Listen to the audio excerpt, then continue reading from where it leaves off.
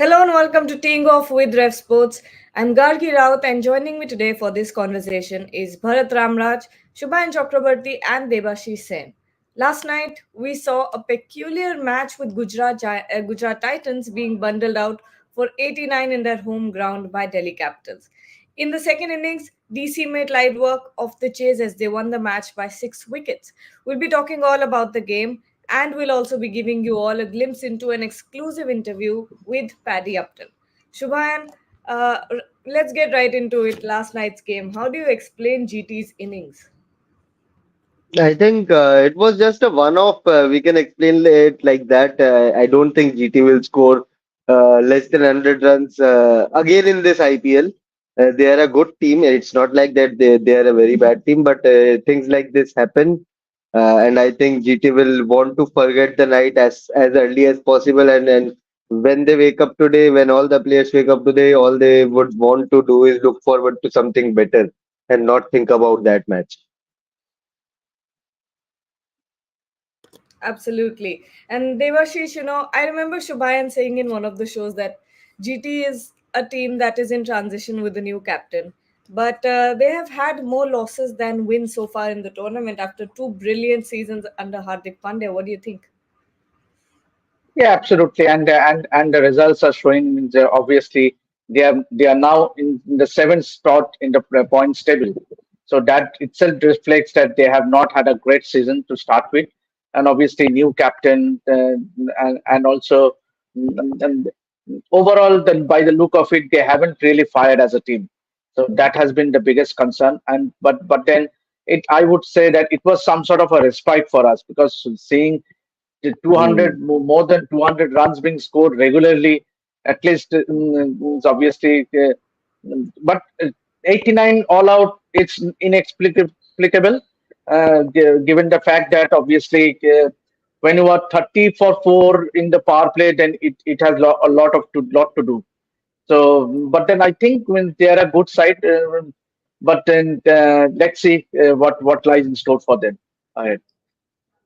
Bharat, same question to you. I want to know what you think about it as well. I think they have some problems in their batting, right? You see their batting. Obviously, Gill has scored 260 odd runs, but Sai Sudarshan has scored 238, but his strike rate is well under 130. Miller is not firing. Saha is not doing well. They tried Shankar for 6 matches. He also came unstuck. So I think they have some problems with their batting. Obviously, they're better than being getting bowled out for 80, but I can see 89. But I see some problems with their batting. They depend a lot on Gill to score a lot of their runs, and when Sudarshan scores his runs, his strike rate is quite low, and Miller is not firing for them. So there you go. I think they have to sort out the problems with the batting the next auction or something like that. Shubhayan, on the other hand, we were talking about GT being under transition, but on the other hand, we're also looking at Delhi Capitals, who has gone back to its previous captain and is doing very well. Thoughts on Rishabh Pant's captaincy so far? He won the player of the match just because of his wicket keeping and that flash of brilliance with the bat later in the innings. But it was mainly due to his wicket keeping, and it's so good to see him.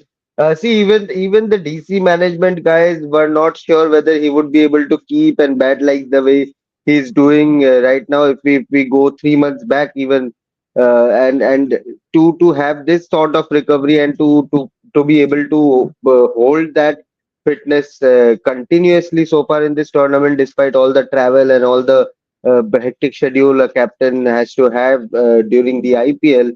It's commendable from Rishabh Pant, and he's enjoying his batting, he's enjoying his keeping. Yesterday, he was asking Tristan Stubbs कि डालता रहे ball डालता रहे एक टप्पे में डालता रहे तो he's telling a South African guy in Hindi, so he's enjoying the game. He doesn't know whether he's understanding or not, but just to be in that mode and just to keep himself fired up, he's doing all sorts of things that Rishabh Pant of 14-15 months back used to do. So it's great to see him back on the field doing the little Rishabh Pant things that he has always done. Devashish, what about you? Rishabh Pant's captaincy, and like Shubhayan mentioned, he's made an incredible comeback as well. Yeah, absolutely, and the manner in which he took the catch of David Miller means obviously diving towards his left and taking on the catch with one hand. That itself shows the brilliance of Rishabh Pant, and those are glimpses that he is again coming back to uh, the form he has been known for. Means obviously, and that is what we want when you talk about the T20 World Cup coming up. Obviously, and with two stumpings, two catches, and unbeaten 16 runs. Obviously, the runs may not look because, but he actually took the team home. Means obviously they Delhi lost four wickets, but then and as Shruvan said that he has been enjoying. Means obviously that smile is back. He is making fun, cracking jokes, and that is what you want. And also, it's good to see because I think he has ticked all the boxes so far. Means when you compare the other way, obviously Sanju Samson and Rishan Kishan are also in the reckoning, but I think Rishabh Pant with his performance will definitely stake a claim as far as that World Cup squad is concerned. Bharat Rishabh Pant, like everyone else mentioned, and we all saw, was the player of the match and looks in solid form with the bat and with the gloves. How do you think is the fight for the T20 World Cup wicket keeping spot looking right now? Yeah, as it's already been said, it looks like he will get into that World Cup squad, India's World Cup squad. But his T20 record is not so good for the Indian team. That is a caveat to look at. Is he a batter who can bat somewhere lower down the order because the way he bats, especially when he plays in for India in the T20I, his bowlers have tended to bowl well outside off stump and made him force him to play over covers or extra cover. That is where the struggles have come. So that's the only point I would say. But he's in good form. He's happy with his game, so everything is going well for him. I think he will be in that definitely in that squad. He will be the one. But just a caveat that this T20 record is not the best. So let's see how we will go in West Indies. Well, before we get back to the conversation, here's a glimpse at an exclusive interview with Paddy Upton talking about his mental conditioning work with cricketers. Take a look. Work, Paddy, because again, I mean, when I speak to the cricketers, whether it's 2011, whether it's beyond that, your work, I mean, a lot of people have told me they've benefited from the inputs that you have given. With your work with Harmanpreet and the team there, can you specifically just get me into the mental conditioning stuff that you are doing with them and your specific kind of work, and what has your experience been so far? So, I mean, Bora, that's a very broad question, very nuanced, and there's a lot of answers. But I would say the gist of the work that I've been doing is number one, to create a winning, attacking, warrior, Indian tiger-like mindset for individuals and the team that also aligns and is unique to them and their personalities. So we're wanting to find that attacking, front foot, don't back down for anybody, real clarity of focus mindset. And that becomes particularly important, that mindset, when there's distractions, when things go against us, when we 3-1 down at a halftime, where refereeing decision goes against us, or we get a card and down to 10 players. That's the time where everyone really needs to step up into their absolute best self. So that's one of the things that we're looking to do. Another is to, as with every team I've worked with, to try and find a higher purpose or a greater cause for which each individual and the team plays. And that really is beneficial when you get under real pressure personally. If you're playing for a reason greater than yourself, it becomes even easier to find that as a well of inspiration from within and remain focused on the task at hand, because it's not just about me. And then at the same time, it's also, I'm a very big believer in sports is just one part of life, that I want to create mentally focused, in control athletes, but also help people to become good human beings. And that involves separating out who am I as a person and what do I do as a hockey player or a cricketer or whatever it might be. And those are two different things. And the more we're grounded in who I am as a person, then we're not as attached to results, particularly not as attached, no desperation to win. We want to win, but we're not desperate. We don't want to do badly, but we're not terrified, because the desperation to win, it directly causes pressure. The fear of losing or doing badly or getting dropped or disappointing people people creates anxiety and fear. And pressure and fear are two of the biggest mental obstacles to success. And generally that happens because an individual attaches their self-worth to their results, and I want to separate those out. That was Paddy Upton. But getting back to IPL, Shubha, and of course, the bowlers last night were the stars of the show with Ishan Sharma, Mukesh Kumar, Tristan Stubbs, Khalil Ahmed, and the rest, bundling out the GT lineup. Who stood out to you the most among them?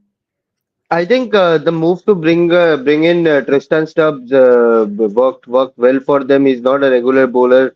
Has bowled very less. I think in only in one match before in his T20 career. But the man with a golden arm yesterday picked up a couple of wickets and did well. Of course, with the new ball also they started well. Ishan Sharma, Mukesh Kumar in the later half also was really good. So overall, it was a good performance by the DC bowler. They were swinging the ball up front. Kuldeep bowled a very good spell in the middle. So everything went well for DC bowlers. I think they will hope and dream for days like this every day when they take the field. Bharat, talk about the bowlers as well. What did you think?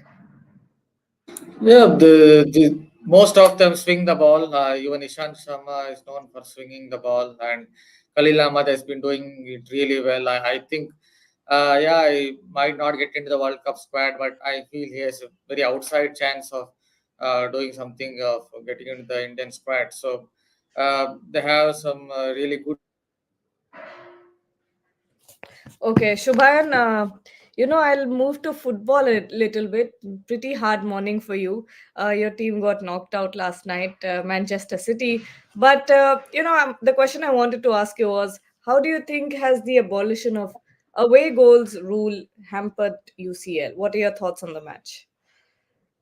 I was hoping we don't talk football this morning, but what can I do right now?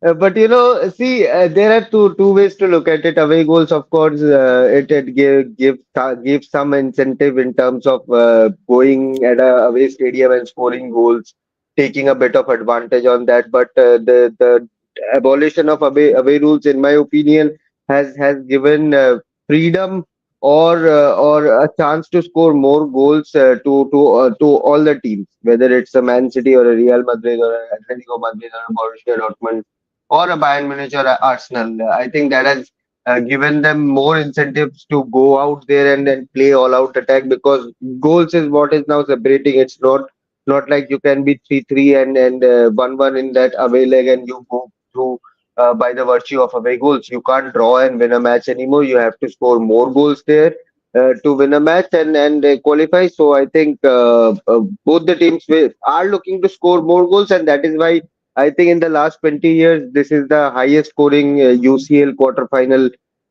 in terms of all the matches collectively. So here you go. Well, that wraps up our conversation. Thank you for answering, even though your heart has been broken. But we'll be back tomorrow at 9 a.m. once again. Until then, stay tuned to RevSportz. Thank you, everyone, for joining.